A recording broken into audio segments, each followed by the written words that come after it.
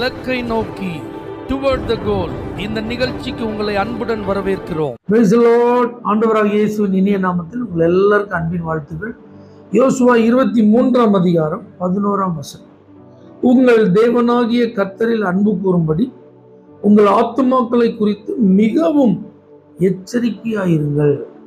யோசுவா எவ்வளோ தெளிவாக பேசுகிறார் பாருங்க. தேவனிடத்தில் நீங்கள் அன்பு கூறணும், உங்கள் ஆத்மா அதுக்கு ரொம்ப எச்சரிக்கையாக இருக்கணும். அப்படின்னு என்ன அர்த்தம்? ஆண்டவர் மேலே வச்சிருக்கிற அன்பு குறையக்கூடாது. ஆண்டவர் மேலே வச்சிருக்கிற அன்பு வேற எதன் மேலேயும் போயிடக்கூடாது, வேற யார் மேலேயும் போயிடக்கூடாது. அப்படின்னா சுருக்கமாக சொல்லணும்னா பின்வாங்கி போயிடக்கூடாது, ஆண்டவரை மறந்து மறுதளிச்சு போயிடக்கூடாது. அப்படி இஸ்ரவேல் ஜனங்கள் மறந்து மறுதளிச்சு போவாங்கன்னா பின்னாடி அவர் சொல்றாரு பாருங்க, கர்த்தர் இந்த ஜாதிகளை உங்களுக்கு முன்னாடி என்ன செய்ய மாட்டார், துரத்தி விட மாட்டார். அதோடு கூட அவர் நிறுத்தாம தொடர்ந்து சொல்றாரு, இந்த தேசத்திலிருந்து நீங்க அழியிற வரைக்கும் உங்களுக்கு அது கண்ணியா இருக்கும். அவங்க உங்க கால்களுக்கு வலையா இருப்பாங்க, அவங்க உங்க விழாக்களுக்கு சவுக்கா இருப்பாங்க, உங்க கண்களுக்கு முள்ளா இருப்பாங்க. இதை நிச்சயமா அறிந்து கொள்ளுங்க அப்படின்றார். எப்படி இருக்கு யோசிச்சு பாருங்க. அந்த தேசத்தில் இருக்கிற அந்த ஜனங்களே இவங்களுக்கு விரோதமாக எழும்பி கண்ணுக்கு முள்ளா இருந்தால் எப்படி இருக்கும், தாங்க முடியுமா?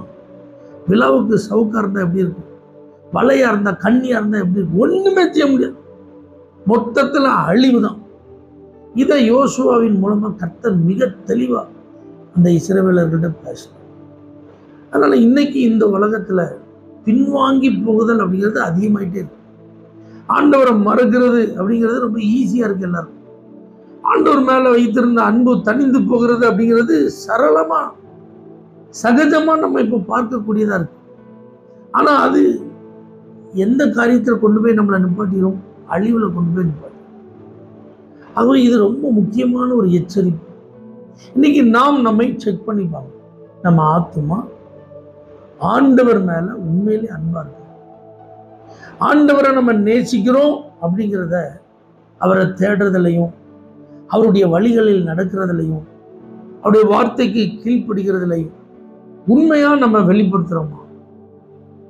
இதெல்லாம் நீங்க சரியா இருக்குதான்னு செக் பண்ணி ஆராய்ந்து பார்த்து இதுல ஏதாவது குறை இருந்தால் உடனே அதை சரி பண்ணிடணும். ஏன்னா பின்வாங்கி போகுதலுக்கு இடம் கொடுத்துடக்கூடாது, பின்மாற்றத்துக்கு இடம் கொடுத்துடக்கூடாது, நம்முடைய இருதயம் வலிமை பெறக்கூடாது, முன் வச்ச காலை பின் வச்சிடக்கூடாது. இதுலலாம் நம்ம கவனமா இல்லைன்னா அது நிச்சயம் ஆபத்தா அழிவா மாறும்னு எழுதப்பட்டது உண்மைன்னா அப்படி நடக்கும். பின்வாங்காமல் இருப்போம். பின்வாங்கி போக எத்தனை சூழ்நிலைகள் நமக்கு எதிரிட்டு வந்தாலும் அதுக்கு இடம் கூடாமல் இருப்போம். ஆத்துமாவை எச்சரிக்கையாக காத்துக்கொள்வோம். கர்த்தர் மேலே அன்பா இருக்க ஆண்டவர் என்னென்ன நன்மைகளெல்லாம் சொன்னாரோ அதெல்லாம் நமக்கு தந்து ஆசீர்வதி. பரலோக தேவனே, இஸ்ரவேலர்கள் பின்வாங்கி விடக்கூடாது என்பதற்காக யோசுவாவின் மூலமாய் அவர்களை எச்சரித்த தேவன், இன்றைக்கும் நீங்க எங்களை எச்சரிக்கீங்கப்பா. ஒரு நாளும் நாங்கள் பின்வாங்கி போகாதபடி கிருபையா எங்களை காத்து இயேசுவின் நாமத்தில் பிதாவே, ஆமென். For prayer contact Pastor J. J. Kumar, El Shaddai Ministries, 9500252586, Surandai.